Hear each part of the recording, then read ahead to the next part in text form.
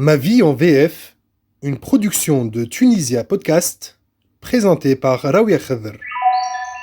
En décembre 2021, la Tunisie accueillera le 18e sommet de la francophonie organisé par l'OIF, l'Organisation internationale de la francophonie, qui regroupe 88 États et gouvernements membres, dont la Tunisie. Encore plus intéressant, 4 pères fondateurs sont derrière la mise en place de cette francophonie institutionnelle. Léopold Sédar Senghor, Amani Diori, Prince Norodom Sihanouk et Habib Bourguiba. Ce podcast est l'occasion pour nous de faire un focus sur une langue qui réunit à ce jour plus de 300 millions de citoyens dans le monde et de nous poser les bonnes questions quant à l'évolution du rapport du tunisien à la langue française. Artistes, entrepreneurs, sportifs, journalistes, économistes et bien d'autres personnalités publiques ont accepté de nous livrer, à travers leur vécu et leurs témoignages, la vision qui porte sur la francophonie d'aujourd'hui. Bonjour et bienvenue sur Ma vie en VF.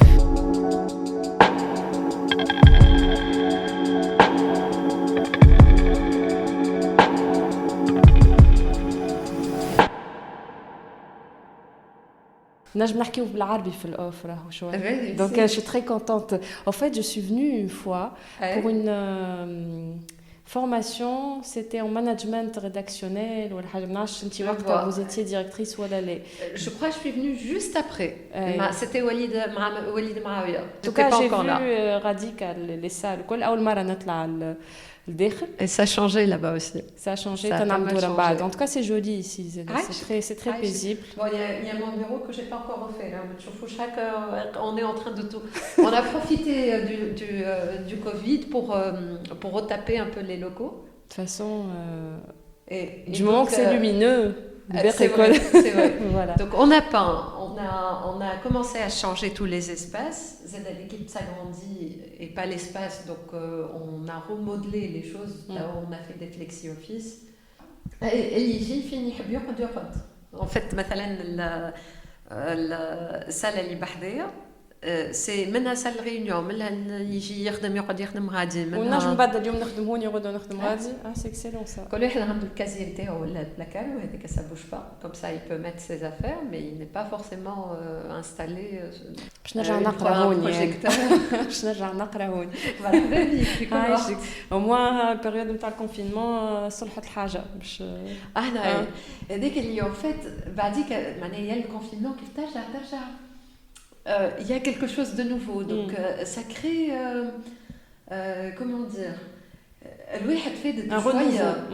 Voilà, exactement. الواحد يبدأ فادت شوية كيف يرجع il y a cette nouvelle ambiance. Ça... مش ترجع نفس الحاجة, c'est sûr. C'est assez déprimant, on sort d'une période. On va switcher en français. C'est au sein de l'université Dauphine-Tunis que je vais rencontrer Amina Bouzganda, directrice de cet établissement, premier campus à l'étranger de l'iconique institution.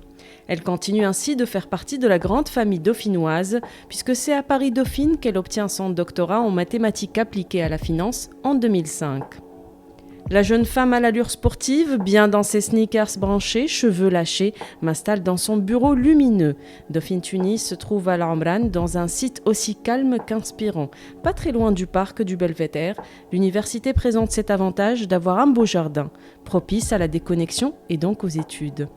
Lorsque nous parlons francophonie, Amina m'avoue être fière du prix du rayonnement français de la francophonie obtenu en 2019, tout en ressentant l'énorme responsabilité de cette distinction. Depuis 2 ans, elle fait partie de cette shortlist de femmes et hommes qui font rayonner les valeurs de la France et de la francophonie dans le monde. Naturellement, nous évoquons l'apprentissage des langues et ses prémices dès l'enfance.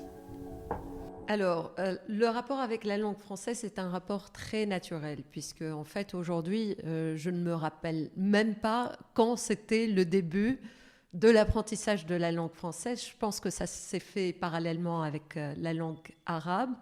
On est fiers d'avoir ça comme héritage.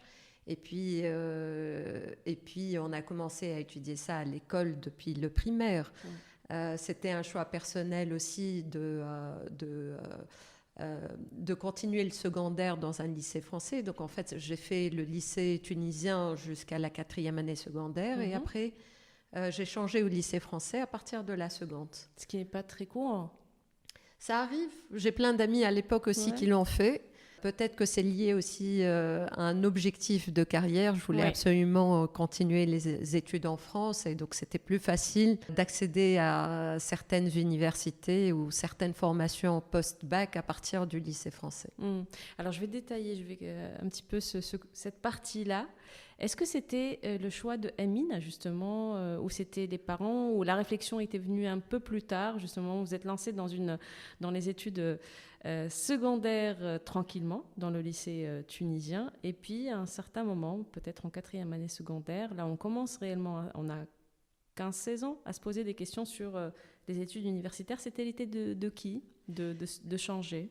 Alors, je pense que je mentirais si je dis, voilà, c'était mon idée, et puis je m'en souviens, et puis voilà, j'ai tous les détails alors que j'avais 15 ans. Ça fait maintenant une trentaine d'années qui me séparent de cette période-là. Je n'ai pas un souvenir précis. Tout ce dont je me souviens, c'était le fait de vouloir faire des études en mathématiques. Et ça, c'était un amour de cette matière transmis par ma mère, qui est enseignante en statistique et recherche opérationnelle. Et puis après, peut-être une destination. C'était une matière, les mathématiques, et une destination qui était Paris. Le fait que la Tunisie soit un pays ami avec la France favorise un peu des déplacements en vacances, des déplacements de proximité quand on a la possibilité de voyager. Et le fait de connaître cette ville-là m'a donné envie de viser des études, particulièrement à Paris. Alors, la question que je me pose aussi, c'est, là vous parlez des études en mathématiques, donc des études scientifiques. Votre rapport justement à la langue, vous êtes plutôt littéraire, comment vous étiez? Vous étiez brillante dans les deux, on va dire, les deux domaines. Est-ce que le choix de suivre une branche scientifique n'a pas un petit peu occulté justement ce côté littéraire? Je sais qu'à l'époque, on était soit l'un, soit l'autre, très rarement les deux. En fait, c'est une chance quand on est à la fois scientifique et littéraire. En fait, on peut l'être. Et il y a de grandes personnalités qu'on connaît, qu'on a fréquentées, qui ont cette capacité d'être bons. Et puis, quand on voit les savants, les savants, ils avaient à la fois les compétences scientifiques, ils avaient la possibilité d'être à la fois médecin, philosophe, écrivain, économiste. On n'en fait plus, là. Et là, on est plutôt spécialisé. Et c'est pour ça, quand on spécialise, on occulte quelques compétences. D'ailleurs, actuellement, on est en train de revenir un peu sur ça, notamment avec les réformes du système d'enseignement au secondaire. On essaye de mettre en avant les avantages ou les capacités de chaque élève en lui donnant le choix d'être sur plusieurs spécialités depuis le lycée. Alors, j'étais pas forcément littéraire. J'étais, disons qu'en terminale, on faisait de la philo en français. J'avais certaines facilités et puis j'aimais bien cette matière-là. Mais disons que c'est parce que c'est de la philo et avec la philo, même si c'est un tout petit peu considéré comme une matière littéraire, il y avait beaucoup de raisonnement et un raisonnement logique qui me convenait bien. Je pense que ça convenait à ma nature de voir ou de m'organiser mentalement. Voilà. Les livres, c'était... non, j'aimais bien lire. Alors moi, en ce qui concerne les livres, je dirais que ce qui m'a le plus marqué, c'est quand c'était des lectures collectives. J'étais plus orientée sociale que pendant les vacances en tout cas, que lecture et puis culture, etc. Et ce qui m'a beaucoup marqué pendant le jeune âge en étant étudiante, c'est des lectures collectives, mais là, c'est pas forcément des romans, mais plutôt des bandes dessinées. Et quand il s'agit de bandes dessinées, que c'est comme des séries, donc on a... on s'attache aux personnages, oui. On s'attache aux personnages, mais on a la possibilité en fait de lire à deux, et j'aimais bien faire ça avec mon mari. Donc ce que je retiens de mes lectures en étant jeune, c'est plus les lectures des bandes dessinées avec mon mari que les romans ou les livres classiques en fait. Oui. Mina, vous partez donc en France, j'imagine, comme c'était le plan, c'est ça, après le bac? Oui. et pour faire des études de mathématiques. Ouais. Ça se passe comment là-bas en termes de culture, hein? Là, on parle, parce que quand on parle de francophonie, on parle de valeurs, on parle de culture. C'est une culture que vous avez déjà, j'imagine, un peu quelque part adoptée déjà. Comment ça se passe, la vie là-bas? Alors, ça se passe effectivement, en fait, je pense, je l'ai dit dès le départ, la France était un pays proche, même si à l'époque, je n'avais pas encore la nationalité française, je l'ai obtenue plus tard. C'était une culture proche de la nôtre, qui est une culture qui s'est construite grâce aux voyages, les différentes visites, avant même d'y aller pour les études supérieures. Je ne me suis pas du tout sentie dépaysée, bien au contraire. Je pense que j'ai un peu cette envie de partir à l'aventure. Je suis assez aventurière dans ma manière de faire les choses, et puis partir à l'inconnu, quitte à ce que ce soit en fait assez challengeant comme environnement ou comme étude et comme objectif. C'était très agréable. Quand on part et que l'inconnu nous plaît, le résultat est que, quel que soit le résultat, ça nous plaît quand même, parce que ça reste une découverte. Et on cherche un autre inconnu, parce qu'on part aux États-Unis aussi, c'est ça? C'est vrai. Et ça complète un peu une formation qui, effectivement, à l'origine est francophone. Partir aux États-Unis était une occasion pour être un peu plus international, pour effectivement élargir un peu ses horizons.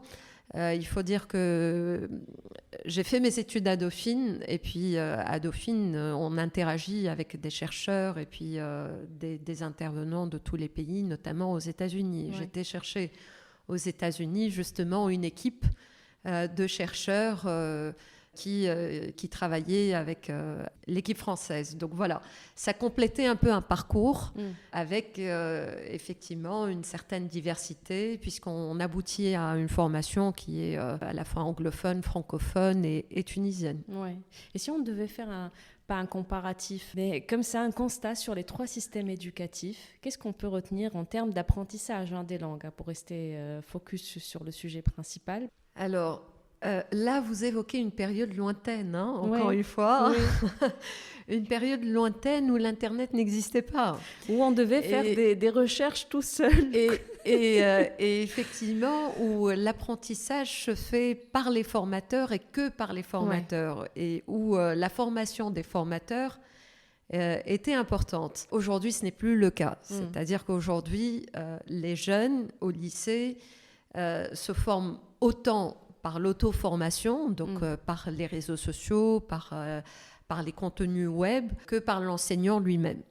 Et la formation des formateurs, étant dans ce secteur, je trouve qu'elle est beaucoup moins pertinente qu'il y a quelques années, quelques dizaines d'années. Ça ne nous rajeunit pas. Voilà. Alors, pour répondre donc à cette question, c'est vrai que la formation en langue, surtout la formation de français, était très forte. Elle l'était moins pour l'anglais, en fait. On donnait beaucoup moins d'importance à l'anglais à cette époque-là. Aujourd'hui, ça s'est inversé, malheureusement. Ça s'est inversé pour la simple raison que, à mon avis, après, ça reste un avis très personnel, on accorde beaucoup moins de moyens pour la formation des formateurs. Et puis, quand je dis moyens, c'est peut-être moyens financiers. Oui. C'est moyens financiers et moyens humains, peut-être, ou moyens en termes de stratégie et de politique. Voilà. C'est à la fois tout ça quand je parle de moyens.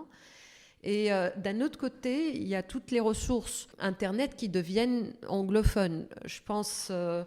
si je ne me trompe pas, aujourd'hui, les contenus en français représentent à peine 5% des contenus Internet. Ça ne doit pas dépasser ça.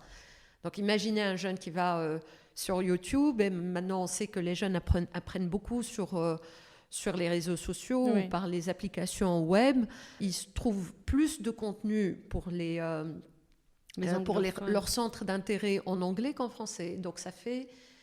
des formations très efficaces et très agiles pour les jeunes qui sont du coup plus anglophones que francophones, pardon. Donc c'est un peu, on les pousse quelque part à maîtriser une langue pour avoir pour voir ces portes s'ouvrir, hein, de ces vidéos, de ces applications, pour les maîtriser. Alors justement, on ne pousse plus rien en fait. Encore une fois, ça fait partie des changements de la jeune génération. Cette jeune génération est de plus en plus consciente des opportunités et comment dire, ils sont de plus en plus mûrs grâce à tous les contenus qui sont à leur disposition. Hein. On a accès à l'information. Autant dans le passé, on avait accès à l'information par un simple interlocuteur qui est l'enseignant ou le formateur ou le parent. Autant maintenant, c'est accessible par l'ordinateur, par le téléphone, sans oublier la télé. Bon, la télé était déjà là, mais pas aussi répandue. Oui. Donc en fait, on ne pousse plus. Avant de songer à les pousser, ils ont déjà leur avis arrêté et ils savent ce qu'ils veulent faire et ils nous dépassent même sur un certain nombre de choses, puisque leur apprentissage est beaucoup plus rapide et beaucoup plus déstructuré que le nôtre. Et ça, grâce à la multitude et la diversité des moyens de transmission et d'apprentissage. Alors on revient un petit peu à ces études-là. Donc en France, aux États-Unis et puis en Tunisie. Donc il y a alors l'université là où vous avez fait vos études en France. C'est celle où vous êtes aujourd'hui, en tout cas sa branche tunisienne, c'est celle où vous êtes aujourd'hui, vous avez été nommée directrice. Brièvement, vous pouvez nous raconter cette petite histoire, parce que de mathématicienne ou de professeur de mathématiques, ce que vous avez été pendant un petit moment, à la directrice de Dauphine Tunis, comment ça s'est fait, comment ça s'est mis en place, pourquoi ce choix? C'était une occasion à ne pas rater, c'était quelque chose que vous vouliez, comment ça s'est fait? En fait, c'est d'abord un honneur et une fierté de diriger le premier campus à l'international de l'université qui m'a formée. C'est, quelque part, c'est très naturel. Et puis, on porte ce drapeau, je continue à le porter d'une manière très différente. Et puis, le fait d'aboutir ou de lancer régulièrement de nouveaux projets, c'est un accomplissement assez agréable. Alors, comment je me suis retrouvée à ce poste-là? C'est vrai qu'à un moment, j'ai complété ma formation docteur en mathématiques par un MBA. Donc, je voulais acquérir des compétences managériales. Et après, c'est, des professeurs à Paris-Dauphine avec qui j'ai gardé le contact, qui effectivement, à un moment, m'ont appelé pour prendre la direction de Dauphine-Tunis. Voilà, ça s'est fait très naturellement. Tiens, j'ouvre la parenthèse. Vous avez dit que c'est donc le premier complexe étranger.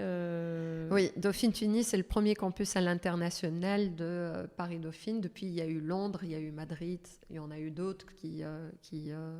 Est-ce que vous avez une idée sur ce choix stratégique, le pourquoi? Pourquoi la Tunisie en premier lieu? Oui, en fait, le choix de la Tunisie s'est fait sur la base d'une volonté de s'internationaliser, de se rapprocher de l'Afrique. La Tunisie était une bonne base puisque, en fait, on reconnaît à la Tunisie un certain niveau d'éducation. Et comme vous le savez, en fait, Dauphine Tunis, c'est une université sélective. Il y avait déjà comme track record, et j'utilise un peu un terme anglais. Vous me permettrez, c'est pas grave. Même si on parle de la francophonie. Il y avait déjà beaucoup de Tunisiens qui sont passés par l'université Paris-Dauphine et qui ont obtenu ces diplômes et qui se retrouvaient de nouveau à Tunis dans d'autres universités. Donc, les retrouver ou les impliquer pour constituer le premier campus à l'international était facile. Comme vous le savez, ce qui est important pour une université, c'est d'abord son corps professoral. Bien sûr. Pour assurer une certaine qualité. Donc, c'est des enfants de Paris-Dauphine? Et il y avait déjà cette communauté-là. Aujourd'hui, plusieurs des responsables de Dauphine-Tunis sont des anciens, sont des diplômés de l'université Paris-Dauphine, en effet. Voilà. Après, pourquoi l'Afrique, hein, et là, je peux répondre à cette question de la francophonie. On est dans un espace de francophonie où, effectivement, les échanges sont fluides. On est dans un pays ami, on est dans un bassin méditerranéen, terre d'opportunités. Voilà, donc un certain nombre d'avantages que présentait à la fois la Tunisie et puis les Tunisiens qui étaient proches des décideurs de l'université Paris-Dauphine. Ouais. Alors, et entre autres, je peux le citer d'ailleurs, le franco-tunisien, professeur Lies Jouini, qui a beaucoup fait pour fonder Dauphine Tunis. Qu'on salue à l'occasion. C'est quoi les critères, en tout cas quelle rigueur quand on a un premier campus comme ça qui représente Paris-Dauphine par rapport à la langue, comment est-ce qu'on intègre Dauphine Tunis? Est-ce qu'il faut avoir un niveau parfait en termes de maîtrise de langue? Et qu'est-ce qui est demandé pour représenter Alors justement, là, heureusement qu'on fait confiance au lycée tunisien ou lycée français. Oui. Lycée, ça va de soi pour le lycée français en tout cas, oui, mais pour les lycées tunisiens, quand on a affaire à un bon dossier, généralement, les élèves parlent français. Les épreuves sont en français et puis effectivement, quand il s'agit d'un bon dossier, on n'a même pas besoin de tester le niveau de français. C'est vrai qu'on rencontre de plus en plus de difficultés pour la maîtrise de la langue. Ça nous arrive de temps en temps, surtout ces dernières années, de renforcer les enseignements de première année par un enseignement de méthodologie et de la langue française. Oui. Chose qu'on fait, mais qu'on fait en étant un peu... à contre-cœur. À contre-cœur un peu. Mais enfin, on ne le fait pas à contre-cœur, on le fait pour renforcer le niveau, mais on n'est pas forcément satisfait. Si on le fait, c'est qu'on n'était pas forcément satisfait du niveau de français. Mais ça se corrige très vite, généralement. Oui. Et c'est aussi une université anglophone, donc ça se passe comment par rapport au niveau de la maîtrise de la langue anglaise? Elle est de plus en plus naturelle chez les jeunes. Donc le renforcement, c'est uniquement pour la langue française. D'abord, on n'est pas très exigeant, on n'est pas aussi exigeant que pour la langue française.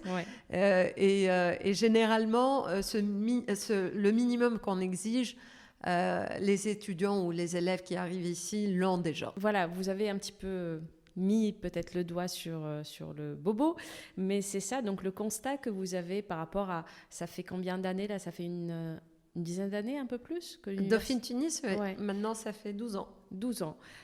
Quel est justement... comment a évolué? Quelle différence on peut peut-être constater entre les étudiants qui ont intégré l'université il y a 12 ans et aujourd'hui? Alors, ça, c'est une question piège. J'avoue. C'est une question piège. En fait, je vais répondre en disant, comme c'est sélectif, donc on maintient le même niveau. Elle s'en sort pas mal. Et en fait, mais je comprends un peu l'objectif de votre question. Est-ce qu'on constate que les élèves ont Est-ce que le niveau se dégrade d'une année à une autre? Est-ce que c'est ça le but de votre question? Oui, non, mais on peut le voir comme ça. On peut dire, est-ce que le niveau se dégrade ou est-ce que vous avez peut-être, puisqu'on garde le même niveau, avez-vous plus de difficultés justement à trouver les bons dossiers? Peut-être qu'on va voir ça comme ça pour dire que vous maintenez le même niveau. Il y a toujours de bons dossiers. C'est pas une question d'études généralement. Un bon dossier, c'est des élèves qui, effectivement, ont une certaine capacité de travail, une certaine vitesse d'apprentissage, qui ont fait leurs preuves au lycée. Il est vrai que nous travaillons avec certains lycées plus que d'autres, mais notre difficulté, c'est de se généraliser. Je pars du principe que l'intelligence est uniformément répartie sur tout le pays, mais après... Malheureusement, il y a un manque d'accès à l'information ou un manque d'égalité des chances. Et on essaye de travailler beaucoup sur ça. Et puis, cette année, on le renforce un peu plus. L'écart se creuse et c'est de notre devoir de faire de manière à ce que cet écart ne soit pas visible au niveau de l'institution. Pour peut-être arriver un peu vers la fin de cet épisode. On y arrive et sur une note positive, on va garder le prix que vous avez eu il y a 2 ans, le Grand Prix du rayonnement français, donc prix de la francophonie. Ça implique quoi, ce Grand Prix? Comment vous l'avez vécu, reçu? Qu'est-ce que ça représente pour vous, pour la Tunisie, ce prix-là? C'était le prix du rayonnement français pour la francophonie. C'était destiné par définition aux Français et c'est vrai qu'en étant franco-tunisienne, j'étais assez fière de pouvoir l'avoir. Il y avait plusieurs domaines. Il y avait la francophonie, il y avait l'art, il y avait l'économie. Il y avait le sport, et d'ailleurs pour l'art, c'était à l'époque, le prix a été reçu par Soulage pour la même promotion en 2019. C'est une grande fierté, c'est un prix qui est octroyé au ministère des Affaires étrangères. C'est vrai que, en fait, ça... Comment dire? Bon, étant dans l'éducation, en fait... L'éducation et représentant une université française en Tunisie, c'est vrai que c'est quelque chose qui était, je ne vais pas dire naturel, mais en tout cas, j'étais ravie d'avoir ce prix-là. Tout le monde sait que l'éducation, c'est un outil de renforcement de la francophonie. C'est un ciment entre des pays amis, quand il s'agit d'une institution française en Tunisie. Voilà. Après, quand on sait aussi que la francophonie en 2050 va représenter 700 millions de personnes, et que ces 700 millions de personnes seront essentiellement en Afrique, et ils seront essentiellement jeunes, ça remet dans son contexte l'importance de l'éducation pour ce monde francophone. Ça vous met un peu la pression, cette distinction du fait de devoir quelque part continuer à bien faire rayonner la francophonie? Ça met un peu la pression, enfin, je ne la porte pas tous les jours, cette pression-là, heureusement. Je l'ai portée le jour où j'ai eu le prix. Heureusement. Après, j'ai eu un autre prix qui a suivi, c'est les Palmes académiques. J'ai eu les Palmes académiques, donc j'étais décorée chevalier de l'Ordre des Palmes académiques. C'est vrai que c'est une certaine reconnaissance où effectivement on se sent, comment dire, on n'a plus droit à l'erreur en fait, avec une décoration pareille. Autant on faisait les choses naturellement, autant après une décoration ou une remise de prix, on fait très attention à ce qu'on fait. Ouais. Parce qu'on représente quelque part, ou on porte quelque part cette décoration-là. Oui, j'imagine. Je vais finir par cette question, Amina. Tout à l'heure, vous avez dit que les jeunes aujourd'hui choisissent eux-mêmes leur manière d'apprendre les langues, quelle langue apprendre, à quelle vitesse, etc. Mais est-ce qu'aujourd'hui, en tant que directrice d'université, en tant que femme de l'éducation telle qu'elle est, que primaire, lycée, université, elle garde quelle place justement aujourd'hui chez les jeunes dans l'apprentissage des langues? Est-ce qu'elle garde sa place d'il y a quelques années où c'était vraiment là qu'on apprenait tout?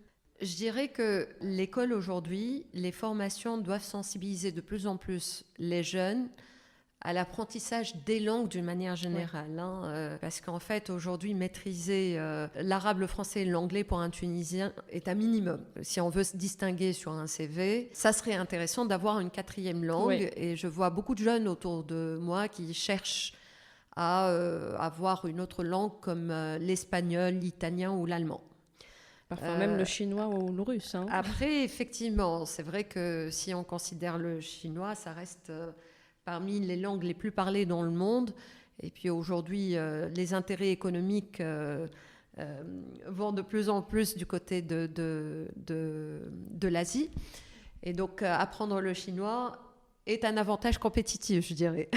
C'est vrai que, bon, après l'école, qu'est-ce qu'elle fait pour ça? Je pense que on n'est pas forcément très bon pour préparer ces jeunes à avoir cet avantage compétitif de la langue. On en est encore où on est revenu à un point où maîtriser déjà deux langues par le système classique est bien. Ouais. Après, ce qui est intéressant de constater, c'est que l'école n'est plus le seul maître de l'apprentissage. Avec tous les outils technologiques que nous avons actuellement, les jeunes apprennent de plus en plus seuls. D'ailleurs, aujourd'hui, les problématiques, c'est comment réformer l'enseignement, l'éducation, pour que ce soit plus adapté à un monde où il y a plus de contenu sur Internet que ce qu'on trouve à l'école. Et l'intérêt pour la chose, oui, est ailleurs. Exactement.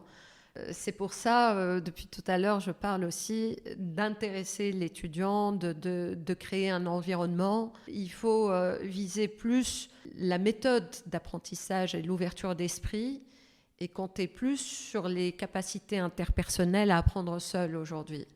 Et les réformes devraient porter un peu sur ça. Merci beaucoup. On arrive à la fin. Merci. Et c'est vrai que c'est une belle réflexion sur laquelle on termine. Comment réformer, comment intéresser le jeune d'aujourd'hui, parce que c'est vrai, la méthode classique avec tableau, craie, cahier, livre, elle est peut-être à revoir, en tout cas en termes de moyens et de moyens technologiques et autres moyens. Donc pour intéresser le jeune élève ou étudiant. Et puis je pense que la place aussi de l'environnement immédiat, donc les parents, la famille, les amis, pour avoir toujours quelqu'un quand même pour nous orienter à faire les bons choix aussi de l'apprentissage via Internet. Tout à fait. Et puis je vois que vous l'avez bien constaté, puisqu'aujourd'hui, nous sommes en train de constituer un contenu audio. Effectivement. Et ce contenu audio fait partie des nouveaux supports qu'on a à disposition. Exactement. Autant à une période on a fait la craie où on avait le cahier, autant aujourd'hui on a le cahier, la feuille Excel Word, on a les audios, on a les vidéos. Ouais. Ça fait une diversité de contenants oui. qui fait la richesse d'une nouvelle méthode d'enseignement. Exactement, il faut miser sur toutes ensemble, j'imagine. Merci beaucoup, Emina Bouzganda Zral. Merci pour cet échange. À très vite. Merci. Aïchik.